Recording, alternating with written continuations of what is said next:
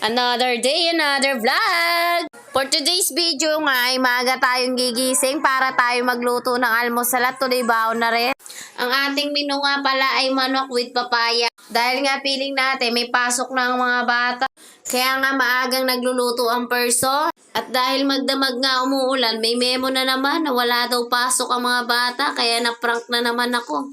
2 linggo na nga mula nagpasukan at 2 linggo na rin walang pasok. Anyway, by the way, highway, balik nga tayo dito sa aking niluluto. Naggayat na nga pala ako dyan ng bawang, sibuyas at konting luya. Ay, maraming luya pala dahil masarap sa tinola ay maraming luya dahil nagpapaalis ng lansa. At siya na rin ang magpapaanghang. At isasabay na natin ang ating sinaing. At ating imamassage lang yan para matanggal ang mga kanyang alikabok. Para naman habang nagluluto tayo ng ulam ay naluluto na rin ang kanin. Para mamaya ay ating sasandukin at ating ibabalot na lang. Madali lang naman lutuin yung kanin, 15 minutes luto na. At ganun din naman ang ating lulutuin na tinola, 15 minutes o 30 minutes luto na yan. Goods na nga yun eh. At by the way, highway, balik nga tayo dito sa ating pagigisa. Nilagay ko na nga ang bawang, sibuyas at luya. Kailangan lang nating toastin ang luya para mas masarap at nanunuot sa manok. At yun nga pala ang sikreto sa tinola, yung toasted ang luya dahil yun talagang magpapanot at magpapalasa sa ating tinolang manok. Sa totoong buhay nga ayoko nagluluto sana ng tinola dahil lagi feeling ko walang lasa talaga. At ayan ay pakukuluin lang natin in 1, 2, 3, 4, charang! Kumukulo na siya! At tayo ay magigisa na rin ng patis dahil yan talaga ang magpapasarap para nasisip-sip ng manok ng lasa. At atin lang imimix well together at igo-go-go! At ayan lang natin siyang kumulo ng kumulo hanggat lumambot ang kaloob-looban niya. At ilalagay na nga natin ang ating papaya dahil pag sayote, madaling masira. Masarap nga din pala yung papaya sa tinolang manok dahil matibay-tibay siya. Buti pa yung papaya matibay. At di siya basta-basta bumibigay. 1 kilong manok nga pala ang ating niluluto at 2 pirasong papaya. At i-check na nga natin ang ating sinaing. Ngayon ay kumukulo-kulo na nga at dito na nga tayo sa ating nilulutong tinolang manok with papaya.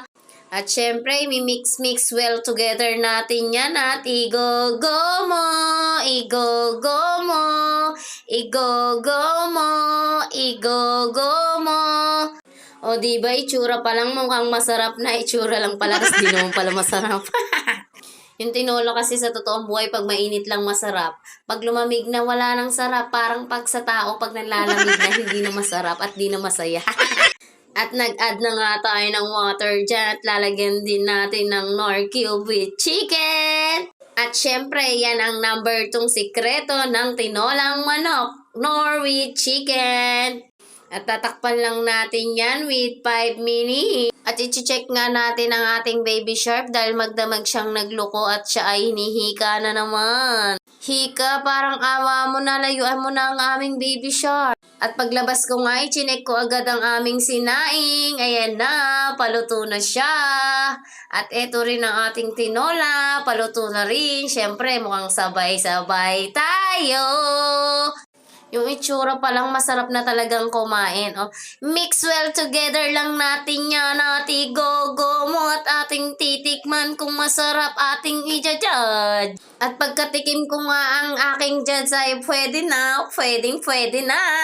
At wag na nga silang mag-inarte. Yung iba nga walang makain eh. Ito nga tinulan eh. At bago nga maluto, nag-add na tayo ng konting patis at konting tubig pa para mas maraming sabaw, mas maraming makakain. Yung parang sabaw pa lang eh, ulam na. At atin lang siyang pakukuluin ng pakukuluin at atin tatakpan.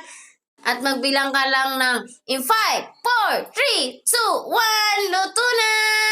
At eto na rin ang ating kanin, luto na nga. At pag-check ko sa aking baby shark, ayan, pinapausukan na siya ng kanyang daddy dahil siya ay hinihika na naman. Mahinang nila lang. Bye-bye!